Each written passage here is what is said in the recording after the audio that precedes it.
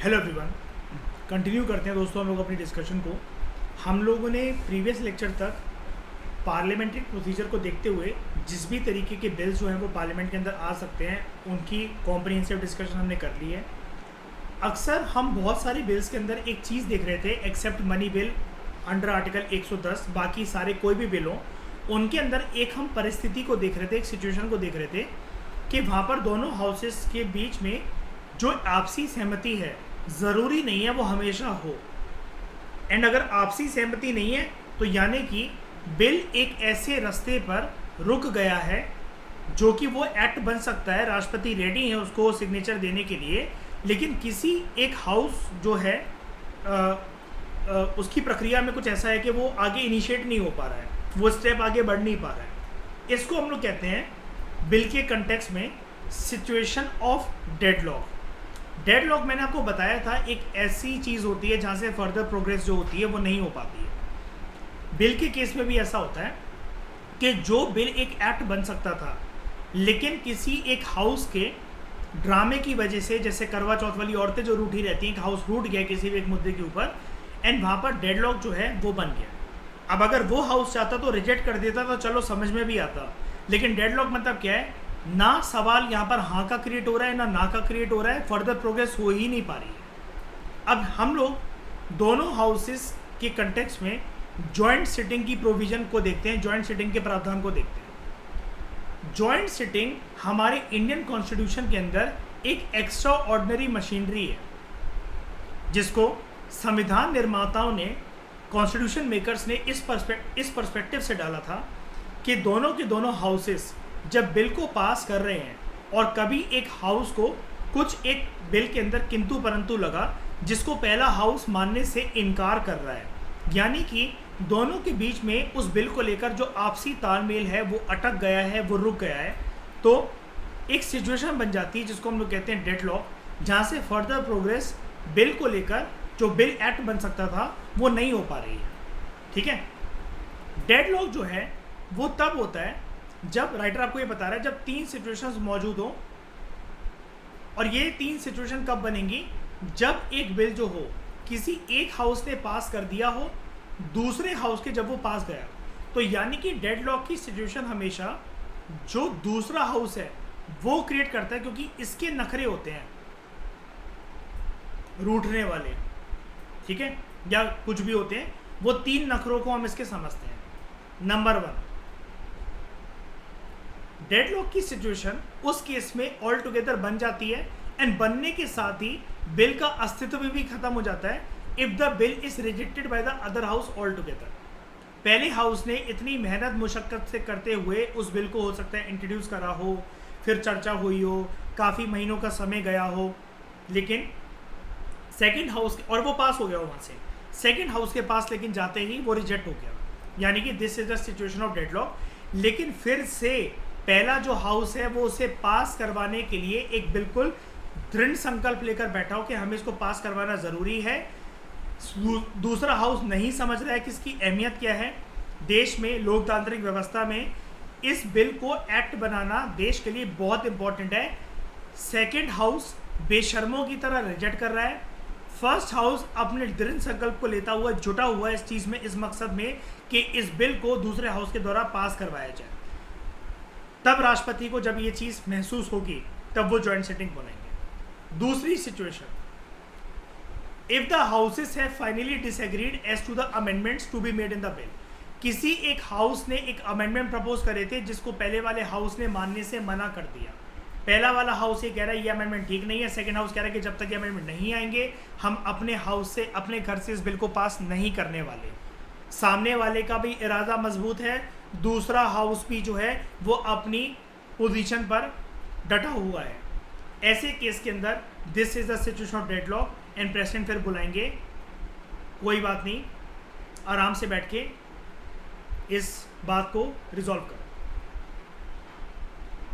अगर ये हमने पढ़ा था ये वाली बात प्रीवियस लेक्चर के अंदर श्रेया, अगर 6 महीने हो चुके हैं, 6 महीनों से ज़्यादा का समय जो है वो बीत चुका है जब से दूसरे हाउस को वो बिल जो मिला था पहले हाउस के द्वारा, और दूसरे हाउस ने बेशर्मी दिखाते हुए उस बिल को पास ही नहीं करा, अपने पास रखा हुआ है, 6 महीनों से ज़्यादा का समय लेते हुए, तब भी वो एक सिचुएशन डेडलॉक की है। इस केस के अंदर दूसरे हाउस ने रिजेक्ट तो करा नहीं, कुछ भी नहीं करा, उस ना अमेंडमेंट प्रपोज करी, वो चर्चा ही नहीं कर रहा, यानी कि कुल मिलाकर सेकंड हाउस ने बिल को क्या कर लिया है, विदोल्ड। इन 3 परिस्थितियों के अंदर जो राष्ट्रपति हैं वो दोनों के दोनों हाउसेस की ज्वाइंट सिटिंग करवा सकते हैं, ताकि उस बिल के ऊपर डेलिब्रेशन हो। डेलिब्रेटिंग या डेलिब्रेशन का सिंपल सा मतलब होता है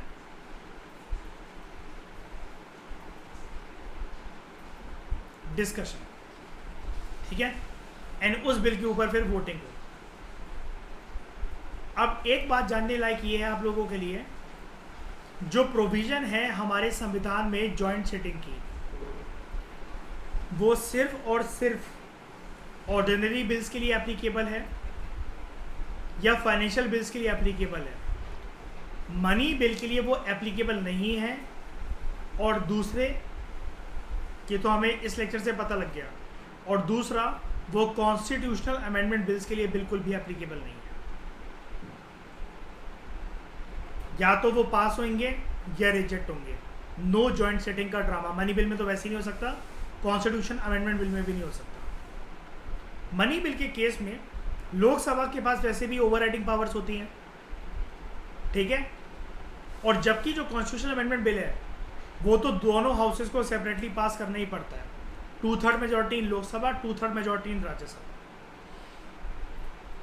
और कभी कभार कॉन्स्टिट्यूशन अमेंडमेंट बिल में तो ये भी होता है, कभी कभार क्या होता ही है, 2/3 majority in Lok Sabha, 2/3 majority in Rajya Sabha, plus half of the state legislature जो हमारे देश की हो, उधर भी 2/3 मेजॉरिटी से वो पास हो। ये वाली बातें मैं आपको समझाऊंगा, अभी वो चैप्टर आया नहीं अभी हमारा कॉन्स्टिट्यूशन अमेंडमेंट बिल्स वाला, तब आपको ज़्यादा अच्छे से समझ में आएगा।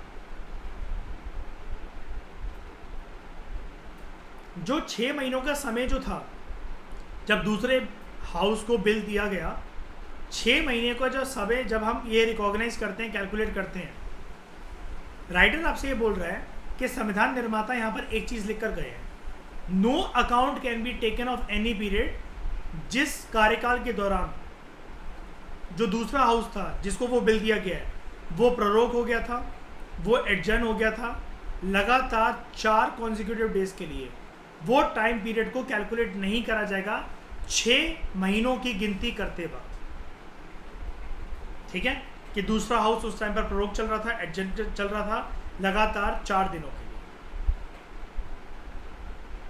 जो भी बिल जिसके ऊपर डिस्प्यूट हुआ है, डेडलॉक क्रिएट हुआ है, if the bill has already lapse due to the dissolution of the Lok Sabha, तो ज्वाइंट सिटिंग वहां पर समन कर ही नहीं जा सकती। क्यों? क्योंकि जो सरकार से वो पास करवाना था या जो सरकार वो लाई थी बिल को, अब मैं ये क्यों कह रहा हूँ पास करवाना था, क्योंकि हो सकता है ना कि अगर ऑर्डिनरी बिल हो तो राज्यसभा में भी इंट्रोड्यूस हो सकता है, वो है ना श्रेया, और लोकसभा से अगर वो इनिशिएट हुआ है, और लोकसभा अगर किसी भी केस के अंदर डिसॉल्व कर गई, चाहे भले इसको बिल मिला था या बिल को इंट्रोड्यूस करने वाला अगर ये था, no joint sitting can be support. लेकिन joint sitting can be held if the Lok Sabha is dissolve, Lok Sabha तब डिसॉल्व हुई, लेकिन उसके पहले प्रेसिडेंट जो है वो नोटिफाई कर चुका था कि वो ज्वाइंट सिटिंग को बुलाने के बारे में सोच रहा है। यानी कि प्रेसिडेंट ने अगर पहले ही अपनी मंशा बता दी हो कि डेडलॉक मेरे सामने था बिल का, एंड मैंने ज्वाइंट सिटिंग के लिए दोनों हाउसेस को बोल दिया था, बस उसकी डेट फिक्स नहीं करी थी, मैं ज्वाइंट सिटिंग को बुलाना ही चाहता था। अगर प्रेसिडेंट का ये वाला इंटेंशन प्रूफ हो जाता है तो ये जो लोकसभा अभी डिसॉल्व हो गई है उसके साथ साथ ज्वाइंट सिटिंग तो नहीं बुलाई जा सकती थी अभी। अब अगर नई लोकसभा बनेगी और प्रेसिडेंट पुरानी वाली डिसॉल्व लोकसभा से पहले ही ऐसा एक नोटिफिकेशन जारी कर चुका हो जिसमें वो अपना इंटेंशन, अपनी मंशा व्यक्त कर रहा हो कि हाँ मैं ज्वाइंट सिटिंग बुलाने के बारे में सोच रहा था, तो उस केस के अंदर ना तो बिल लैप्स हुआ था, एंड नई लोकसभा के आने के इमीडिएटली बाद जैसे ही थोड़ा सा मामला सेटल होगा तो जॉइंट सिटिंग का प्रावधान अलाउड है। यानी कि यहाँ पर सिर्फ किसकी नोटिफिकेशन मैटर करती है कि लोकसभा के डिसॉल्व होने से पहले या फिर बाद प्रेसिडेंट नोटिफाई कर दे, बताओ? पहले पहले, बस ये वाली बात याद रखना, ठीक है?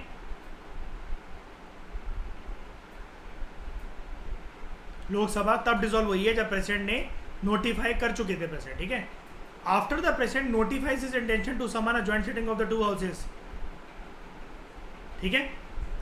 उसके बाद कोई भी हाउस सेपरेट तरीके से बिल की फर्दर प्रोग्रेस के लिए रिस्पॉन्सिबल नहीं है।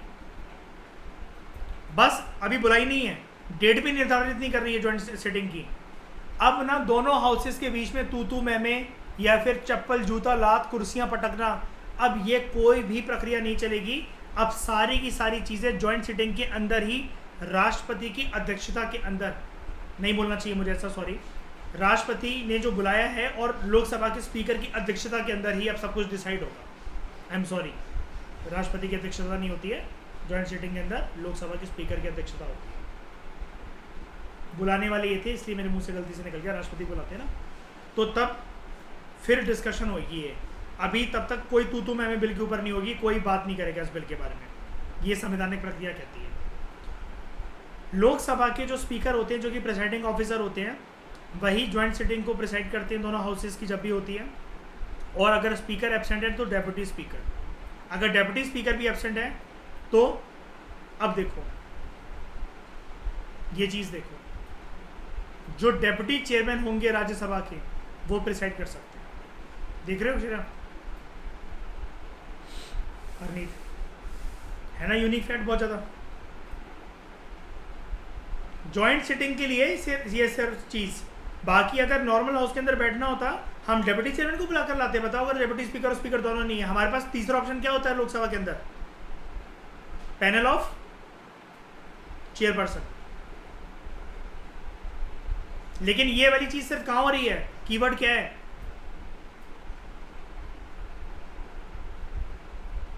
Joint sitting. अगर ये भी एब्सेंट है,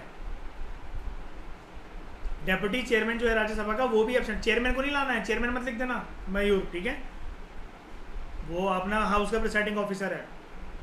अगर ये डेप्यूटी चेयरमैन भी, सबसे पहला ऑप्शन क्या था? स्पीकर, डेप्यूटी स्पीकर, दोनों लोकसभा से नहीं है, दूसरे हाउस राज्यसभा से हम लोग डेप्यूटी चेयरमैन ले आए, वो प्रिसाइड कर रहे हैं, ये तीनों के तीनों एब्सेंट है, तो सच अदर पर्सन एज में be determined by the members present at the time of joint sitting, वो प्रिसाइड करता है मीटिंग के ऊपर। यानी कि पूरा का पूरा जो हाउस है जॉइंट सिटिंग के अंदर, लोकसभा राज्यसभा के सारे जो मेंबर्स हैं वो एक पर्सन को चुन लेंगे कि हाँ इसको बना दो प्रिसाइडिंग ऑफिसर इस मीटिंग के लिए।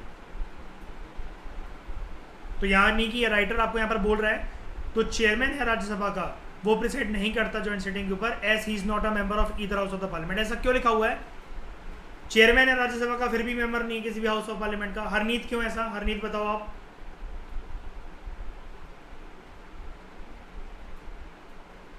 राज्यसभा का चेयरमैन है, प्रेसाइडिंग ऑफिसर है, फिर भी यहाँ पर क्यों लिखा हुआ है कि वो मेंबर ही नहीं है, ना लोकसभा का राज्यसभा का?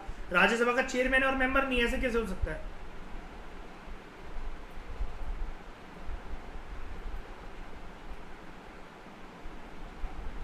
श्रेया क्या आंसर है इसका बताओ हरनीत को।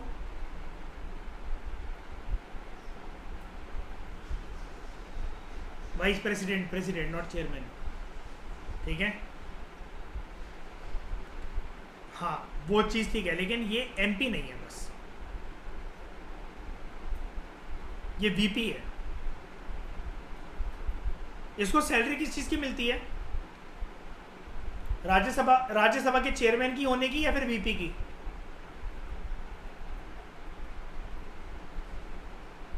बताओ क्या पढ़ा था हमने?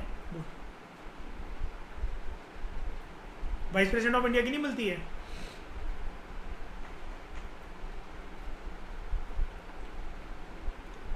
क्लियर करके देना मुझे ग्रुप में अभी, ठीक है, फोटो भेज के लक्ष्मीकांत के आप लोग सब। ये डेडलॉक रिजॉल्व करना आपकी जिम्मेदारी, ठीक है। श्रेया प्रिसाइड करना इनकी मीटिंग में ज़रा। कितने लाख तनख्वाह है इनकी बीपी की, ये याद करना है।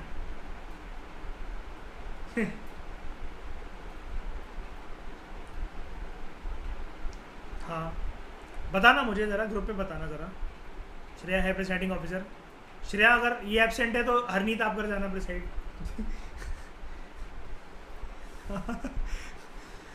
अच्छा, अगर कोरम की बात करें, कोरम क्या होता है? क्या वर्ड, इस वर्ड का मतलब क्या होता है? हाँ, मीटिंग को इनिशिएट करने के लिए, स्टार्ट करने के लिए मिनिमम कितने जनसंख्या होनी चाहिए। यहाँ पर जनसंख्या किसकी, मतलब एमपीज़ की, ठीक है। लेकिन यहाँ पर कोरम के बारे में बात हम लोग जॉइंट सेटिंग के कंटेक्स्ट में कर रहे हैं। ये कितनी होती है जब भी जॉइंट सेटिंग हो?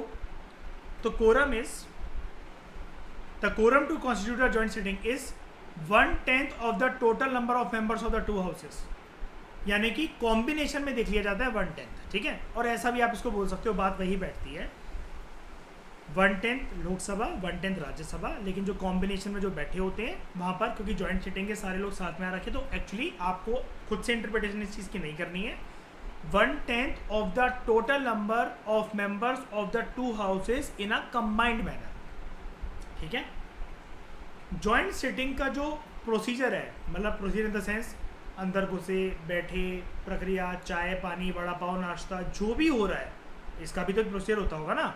कि अंदर घुसे, पता चला दरवाजे पे ही मयूर जूड़ी पकड़ ली किसी की, कॉलर पकड़ लिया किसी का, है तू ही था ना साले, तू उस दिन मना कर रहा था, तेरी वजह से नहीं हो पाया, आज देख जॉइंट सिटिंग बुलानी पड़ी राष्ट्रपति को, ऐसा करके ये चप्पल, हाँ ये चप्पल जूता लात ना चले। तो joint sitting is govern by the rules of procedure of the Lok Sabha and not of Rajya Sabha. क्यों? क्योंकि यहाँ पर प्रिसाइडिंग ऑफिसर कौन है? स्पीकर। और यहाँ पर अगर ऐसे बैठने से पहले ही, मीटिंग इनिशिएट होने से पहले ही ये बवाल मचने लगे, चप्पल जूता लाल बजने लगे, तो इस डेकोरम को कौन मेंटेन करेगा और बाहर कौन निकाल देगा, बर्खास्त कौन कर देगा मेंबर्स को उस मीटिंग के लिए कि निकलो यहाँ से बाहर, गेट आउट? लीडर। लीडर कौन? लीडर कौन? उसको लीडर नहीं बोलते हैं, प्रिसाइडिंग ऑफिसर बोलते हैं।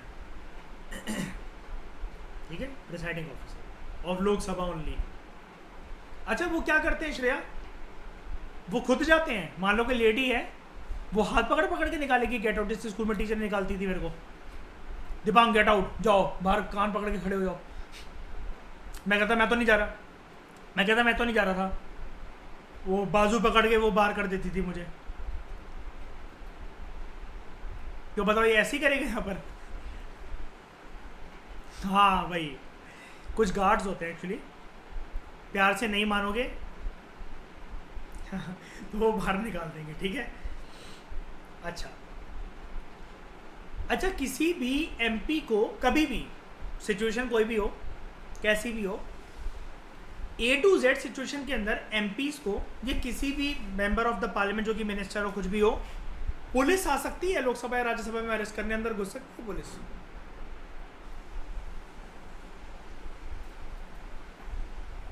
जस्ट बिकॉज आपने देखा नहीं है तो इसका आंसर ये नहीं हो जाता है।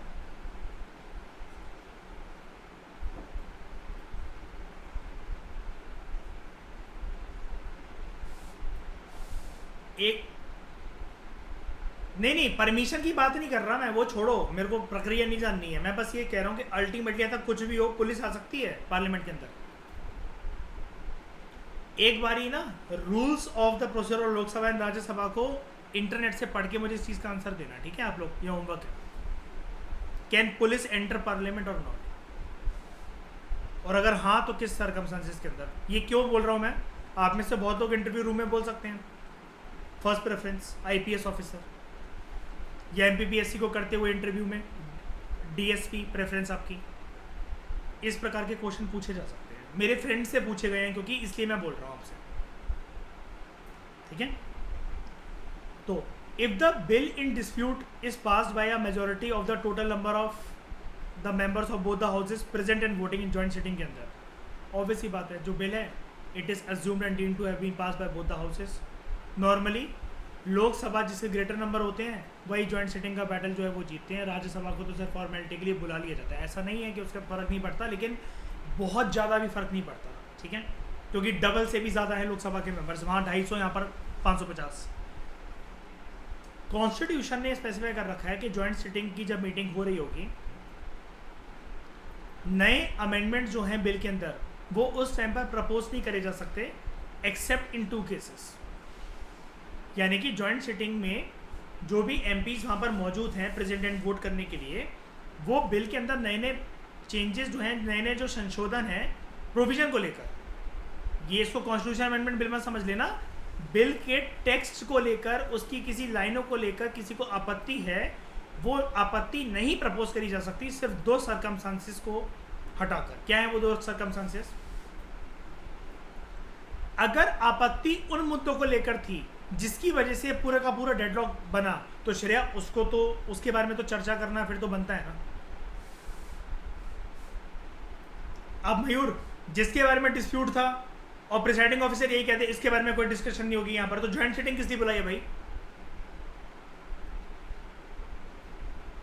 समझ रहे हो?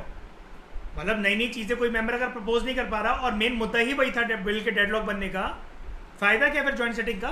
ज्वाइंट सिटिंग का कोई फ्रूटफुल रिजल्ट निकल कर आ पाएगा क्या? नहीं।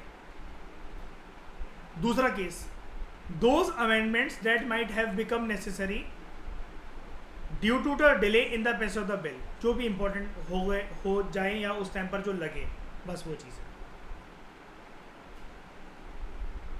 बिल के डिले होने की वजह से जो कि नेसेसरी है कि हाँ भाई, यानी कि सेकंड पॉइंट का मतलब ये है, कोई 2-3 प्रोविजन है, मान लो 125 प्रोविजन है बिल के अंदर, उसमें से 3 से 7 क्या कोई ऐसी प्रोविजन है अर्पित, श्रेया?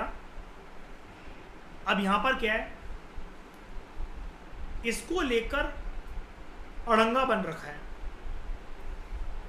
यहां पर इसको अमेंड करना बहुत जरूरी है। इसकी वजह से ये बहुत दिनों से, बहुत हफ्तों से, बहुत महीनों से डेडलॉक की स्थिति में है बिल। इन 3 या जो 7 हैं, जो 3 से 7 जो भी है चीज़ें हैं, फॉर एग्जांपल ये नंबर सिर्फ मैं एग्जांपल के लिए ले रहा हूँ, इनको हटाना ज़रूरी है, फिर इनको अमेंड करना ज़रूरी है। 1950 से लेकर अभी तक जो प्रोविजन है जॉइंट सिटिंग को लेकर of the 2 house of the parliament, ये सिर्फ 3 बार हुई है। और जो बिल जॉइंट सिटिंग के अंदर पास हुए थे वो क्या थे? Dowry prohibition bill 1960। डाउरी क्या होती है हरनीत? ठीक है, सिर्फ हरनीत लेना, देना मत, ठीक है? इतना काबिल बनाओ अपने आप को। दूसरा, banking service commission repel bill, इसको हटाना था 1977। कौन सा टाइम दिख रहा है आपको किसके आसपास का? Post emergency. उसके बाद prevention of terrorism bill 2002। Okay, अगर हम इसकी बात करें, सबसे पहले डाउरी प्रोहिबिशन बिल की, Lok Sabha did not agree to the amendments made by the Rajya Sabha, तो जॉइंट सिटिंग बुलाई गई 6 मई 1961 को।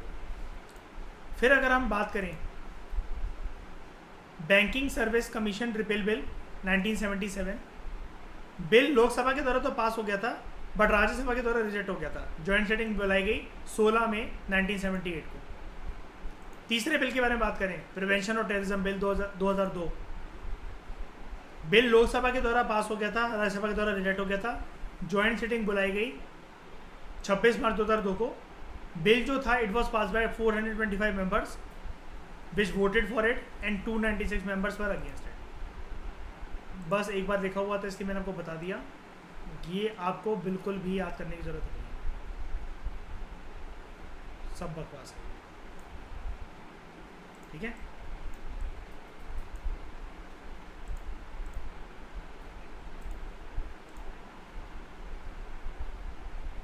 बजट इन द पार्लियामेंट को डिस्कस करने से पहले हम लोग स्टेट लेजिस्लेचर वाला जो चैप्टर है वहाँ पर भी बिल को पास करने की प्रक्रिया देखेंगे।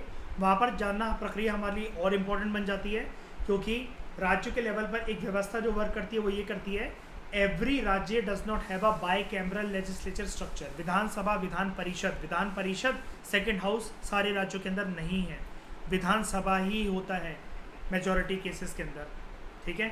तो वहाँ पर क्या प्रक्रिया वर्क करती है, जब बाई कैमरल लेजिस्लेचर हो या यूनी कैमरल, जो कि बट ऑब्वियस नेचर है मेजॉरिटी ऑफ द स्टेट्स का, तो वहाँ पर कैसी प्रक्रिया होती है, बिल को लेकर क्या होगा क्या नहीं होगा, इन सभी मुद्दों के बारे में हम लोग जानेंगे नेक्स्ट लेक्चर के अंदर।